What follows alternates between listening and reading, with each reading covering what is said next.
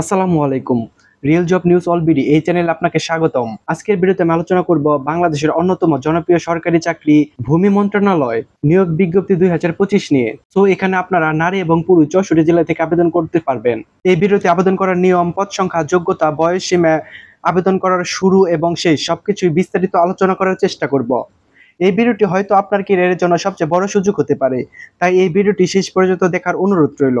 ভিডিওটি শুরু করার পূর্বে আপনাদের কাছে ছোট্ট একটি রিকোয়েস্ট থাকবে, real job news all BD এই চ্যানেলটি আপনারা এখনো যারা সাবস্ক্রাইব করেননি, এখানে সাবস্ক্রাইব লেখা আছে, সাবস্ক্রাইব করে পাশে থাকা বেল আইকন বাটনটি অন করে রাখুন, যাতে পরবর্তী চাকরির আপডেট খবর সবার আগে আপনি পেয়ে যান।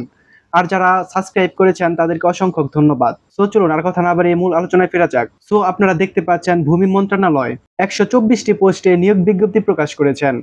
সো এই নিয়োগ বিজ্ঞপ্তিটি প্রকাশ করেছেন 8 সেপ্টেম্বর 2025।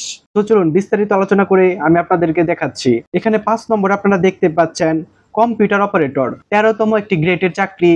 এখানে বেতন 19,300 অথবা 28,200 অথবা 17,650 টাকা। এখানে লোক নেওয়া হবে 120 জন এবং বয়স সীমা 32 বছর পর্যন্ত। কর্মস্থল উপজেলা সার্কেল মেট্রো ভূমি অফিস। তো আপনারা এখানে আবেদন করতে পারবেন যারা কম্পিউটার বিষয়ে অভিজ্ঞতা আছেন, যারা কম্পিউটার স্কিল যাদের অনেক ভালো, তারা এখানে আবেদন করতে পারবেন। তো এখানে যাদের বয়স 32 বছর পর্যন্ত তারা এখানে আবেদন করার সুযোগ পাচ্ছেন এবং 13তম একটি গ্রেডের চাকরি, অনেক ভালো একটি চাকরি। তো এখানে শিক্ষাগত যোগ্যতা চেয়েছেন সরকারি প্রতিষ্ঠানের কম্পিউটার পার্সোনেল নিয়োগ বিধিমালা 2019 অনুযায়ী কোন স্বীকৃত বিশ্ববিদ্যালয় হতে বিজ্ঞান বিভাগের স্নাতক সমমান বা সমমানের ডিগ্রি এবং তসপিল 2 অনুযায়ী গ্রহীত পরীক্ষায় উত্তীর্ণ হওয়ার পাশাপাশি কম্পিউটার মুদ্রাক্ষরে প্রতি মিনিটে বাংলায় 25 শব্দ এবং ইংরেজিতে 30 শব্দের গতিসহ সংশ্লিষ্ট বিষয়ে স্ট্যান্ডার্ড অ্যাটিটিউড টেস্ট এ উত্তীর্ণ হতে হবে।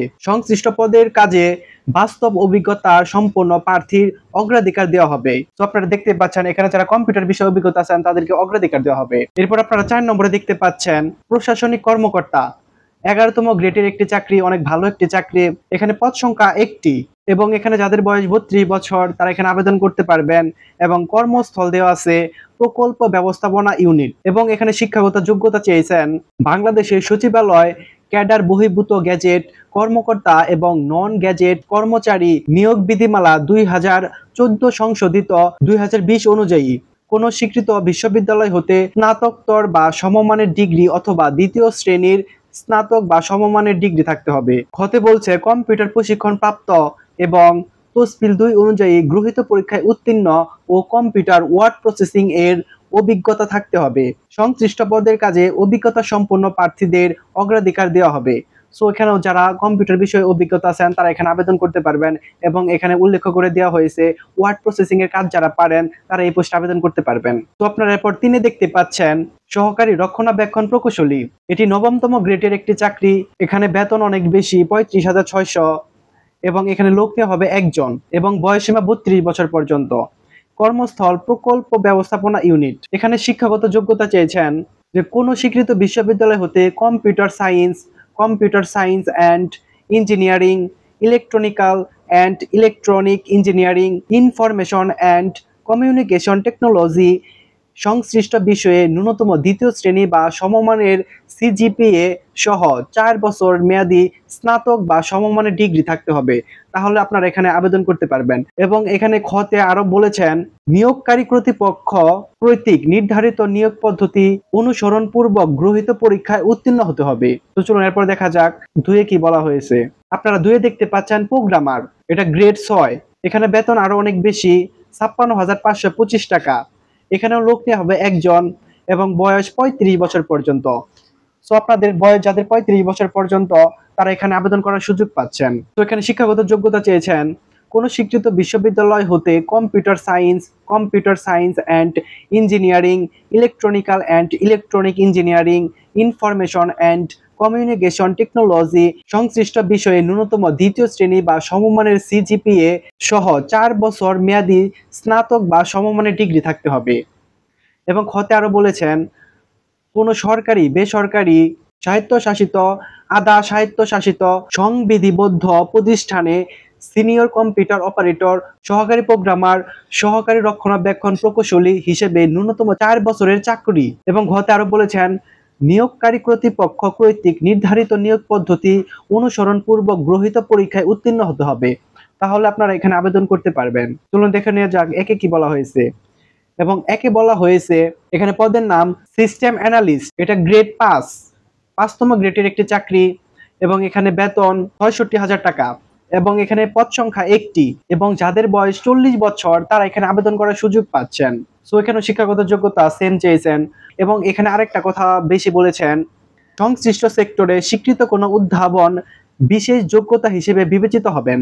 তো আমার প্রিয় চাকরি প্রত্যাশী ভাই ও বোনেরা, আপনারা দেখতে পারলেন 5টি ক্যাটাগরিতে মোট 124 জন লোক নেওয়া হবে। তো চলুন এবার আলোচনা করা যাক আবেদনের শুরু এবং শেষ। তো আপনারা এখানে দেখতে পাচ্ছেন আগ্রহী প্রার্থীগণ 11/9/2025 তারিখ সকাল 10টা হতে 5/10/25 তারিখ বিকেল 5টা পর্যন্ত অনলাইনে আবেদন করতে পারবেন। সো 11 সেপ্টেম্বর থেকে আবেদন শুরু হবে এবং আবেদন শেষ হবে 5 অক্টোবর বিকেল 5টা পর্যন্ত। সো আপনারা এখানে যারা আবেদন করতে ইচ্ছুক তারা 5 অক্টোবরের আগে আবেদন প্রক্রিয়াটি সম্পন্ন করে নেবেন। এবং এই আবেদন প্রক্রিয়াটি করতে হবে এই ওয়েবসাইটের মাধ্যমে, সম্পূর্ণ আবেদন করতে হবে অনলাইনের মাধ্যমে। তো চলুন এবার দেখে নেওয়া যাক আবেদন করতে কত টাকা খরচ হবে। আপনারা এখানে দেখতে পাচ্ছেন 1 থেকে 3 নং বর্ণিত পদের জন্য 200 টাকা, টেলিটক এর সার্ভিস চার্জ বাবদ 23 টাকা সহ মোট 223 টাকা খরচ হবে। এবং 4 নং বর্ণিত পদের জন্য 150 টাকা, টেলিটক এর সার্ভিস চার্জ বাবদ 18 টাকা সহ মোট খরচ হবে এখানে 168 টাকা। এবং ক্রমিক নং 5 এর জন্য খরচ হবে 100 টাকা সহ টেলিটক এর সার্ভিস চার্জ বাবদ 12 টাকা সহ মোট 112 টাকা খরচ হবে। যারা ক্রমিক নং 5 এ আবেদন করবেন তাদের মোট খরচ হবে 112 টাকা। আপনারা যে প্রসেসে টাকা জমা দিলে আপনাদের আবেদনটি সম্পূর্ণ হবে সেটা এখানে দেখানো হয়েছে, যে কিভাবে আপনারা এসএমএস এর মাধ্যমে টাকা জমা দিবেন। এটা অবশ্যই টেলিটকের মাধ্যমে টাকাটি জমা দিতে হয়। আপনারা প্রথমে লিখবেন LMAP লিখে স্পেস দিবেন, তারপর আপনাদের ইউজার আইডি বসাবেন এখানে 1622 নাম্বারে সেন্ড করলে আপনাদের আবেদন প্রক্রিয়াটি সম্পূর্ণ হবে। সো আমার প্রিয় চাকরি প্রত্যাশী ভাই ও বোনেরা, আমি বিস্তারিত আলোচনা করে আপনাদেরকে দেখালাম সম্পূর্ণ প্রসেসগুলো। এই ভিডিওটি যদি আপনাদের কাছে ভালো লেগে থাকে তাহলে অবশ্যই ভিডিওটিতে একটি লাইক দিবেন এবং আপনাদের বন্ধুদের সাথে ভিডিওটি শেয়ার করবেন।